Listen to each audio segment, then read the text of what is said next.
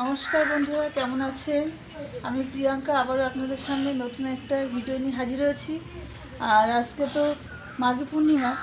আমি আজকের দিনে ঘরে একটু পুজো করব, তার জন্য ঠাকুরের একটু ভোগ বানাবো। তা দেখুন কি কি ভোগ বানাচ্ছি সেটা আপনাদের সঙ্গে শেয়ার করছি।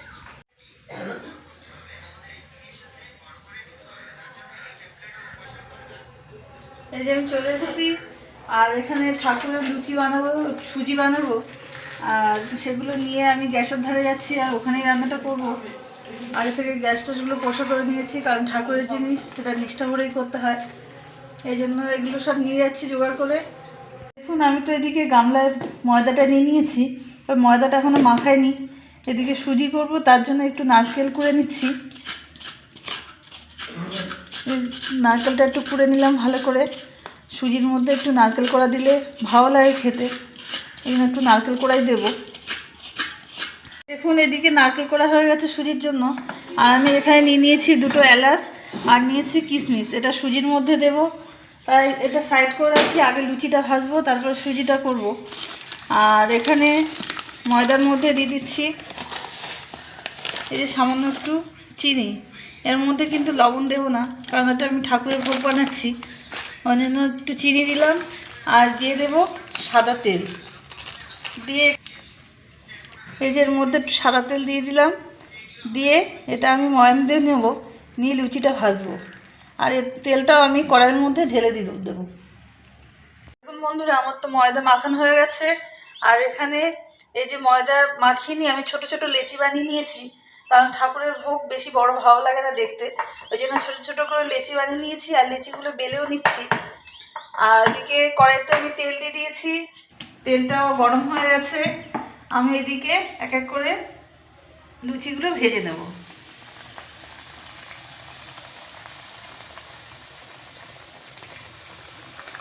আর এখানে তেলটা বেশি আছে বলে একসঙ্গে আমি দুটো তিনটে লুচি একসঙ্গে ছেড়ে দিলাম।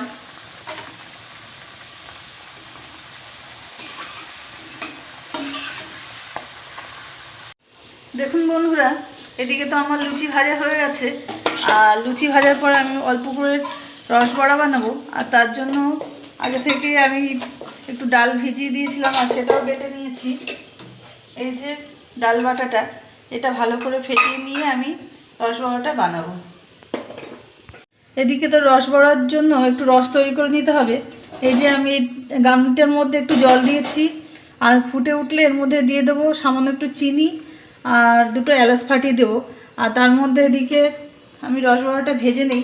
ওদিকটা জলটা একটু ফুটুক। আমি বড় পাত্রের মধ্যে ডালটা নিয়ে নিলাম, কারণ ফাটাতে সুবিধার জন্য।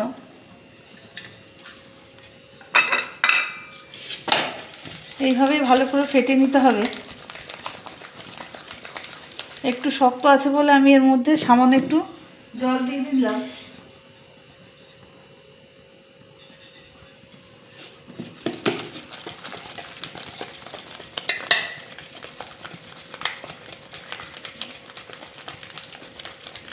দেখুন, এদিকে তো রসের শিরা তৈরি হচ্ছে, আর ওর মধ্যে আমি একটু চিনি আর এলাচ তো দিয়ে দিয়েছি। আর কড়াইতে তেলও গরম আছে। আমি এইভাবে ছোট ছোট করে বড়াগুলো বানিয়ে নিচ্ছি।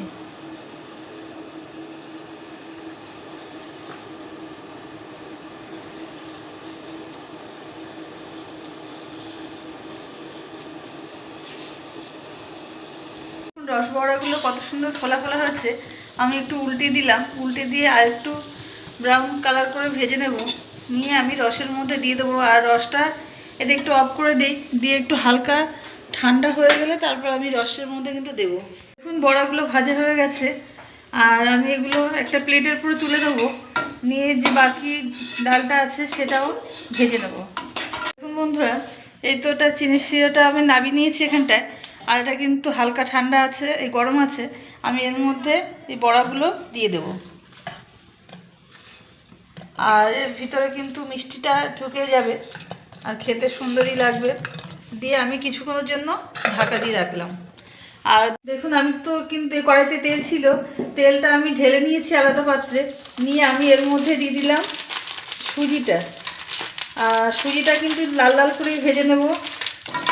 কারণ সুজিটা যদি লাল লাল করে ভাজা না হয় দেখতেও তেমন ভালোও লাগে না, খেতেও স্বাদ লাগে না। সুজিটা ভালো করে নাড়াচাড়া দিয়ে লাল লাল করে ভেজে নিয়ে তারপর এখানে দেব জল, আর নারকেল কোড়া নিয়েছি সেটাও দেব। তাই এটা একটু লাল লাল করে ভাজি। দেখুন সুজিটা লাল লাল করে ভাজা হয়ে গেছে। আমি এবার এর মধ্যে দিয়ে দেব জলটা। দেখুন এদিকে সুজি তো ফুটে উঠেছে। আমি এবার এর মধ্যে দিয়ে দিলাম এলাচ ফাটিয়ে নিয়েছি, সেটা এর মধ্যে দিয়ে দিচ্ছি। আর এখানে দিয়ে দিলাম নারকেল কোড়াটা আর কিশমিশটাও দিয়ে দিলাম। দিয়ে আরও কিছুক্ষণ ফুটিয়ে নিয়ে একটু শক্ত শক্ত হয়ে গেলেই আমি থালার উপরে নামিয়ে নেব। আর এরপরে দিয়ে দেবো কিন্তু চিনিটাও।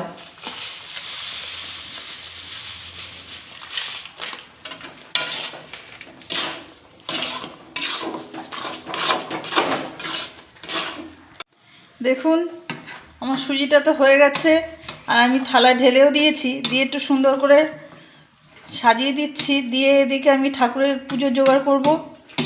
এবার ঠাকুর ঘরে গুছিয়ে ঠাকুরকে নিবেদন করব।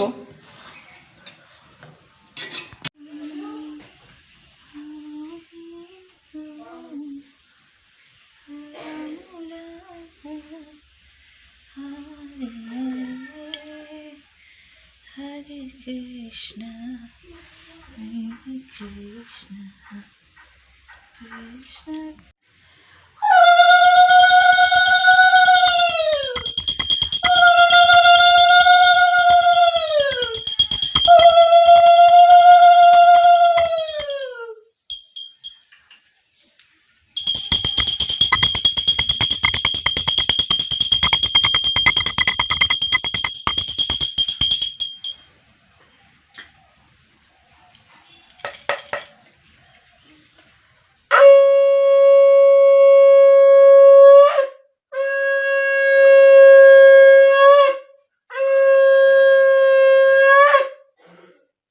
নিশি নির্মল আকাশ, মৃদু মন্দ বহিতেছে মলয় বাতাস। মলয় পর্বতে বসি লক্ষ্মীনারায়ণ, মনসুখে দুজনে করে আলাপন। বিনা করে হেনকালে নারদ মহামুনি, ভক্তি ভরে উভয়েরে প্রণমিল তিনি। করজোড়ে লক্ষ্মীরে সমুদিরে শিবর, এক কথা কহি মগ তোমার গোচর। নরলোক পানি মগ চাহ একবার, মর্তাবাসী অন্যভাবে করে হাহাকার। বলো মাগো কৃপা করে কি পাপের ফলে, মর্তবাসী নরনারী দুঃখে সদা জলে। শনি লক্ষ্মী নারদেরও বলেন তখন, ধরাবাসী দুঃখ পায় পাপেরও কারণ। লক্ষ্মীরূপা নারী সূচি পাঠানু মর্তেতে, দিয়া গেল বিষয় বৈভব। রাজা চিন্তা করে মনে কি হবে উপায়, রাজ্য রক্ষা কেমন এতে সময় হয়।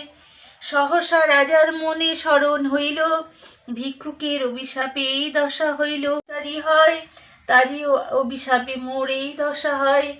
ভিক্ষুক কথা চিন্তি রাজা কাঁদিতে লাগিল, রাজার অবস্থা দেখি ভিক্ষুক আসিল। ক্ষমা চাহি মহারাজ ধরে তার পায়, রাজার তুলিয়া ভিক্ষু মৃদু হাসি কয়। রাজা হয়ে প্রজাগণে করিল পীড়ন, লক্ষ্মী ছাড়া সে কারণে হয়েছ রাজন। লক্ষ্মীর অর্চনা করো দুঃখ দূর মাস শুক্লপক্ষ, আর তদুপরি সেই দিন ছিল গুরুবার। পাত্রমিত্র সভাসদে ডাকিয়া রাজন, লক্ষ্মী পূজা লাগি সবে করে আয়োজন। রাজা করে লক্ষ্মী পূজা অতি ভক্তি ভরে, রাজসহ্য পূর্ণ পায় মাঘ লক্ষ্মীর বরে। দেখিতে দেখিতে রাজ্য পরিপূর্ণ হইল, মাঘ মাসে ব্রত কথা শঙ্কর রচিল। ইতি মাঘ মাসের ব্রত কথা সমাপ্ত।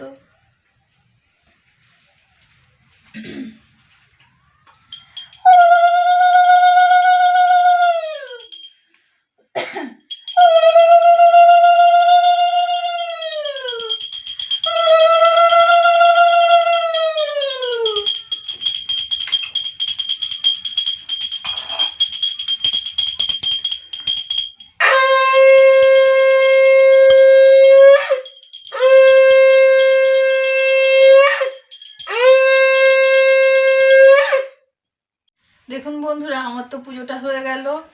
আর আজকে ভিডিওটা কেমন লাগলো আপনারা অবশ্যই কমেন্ট করে জানাবেন। আর এখানেই আজকে ভিডিওটা শেষ করলাম। আপনারা ভালো থাকবেন, সুস্থ থাকবেন। আজকের মতো টাটা।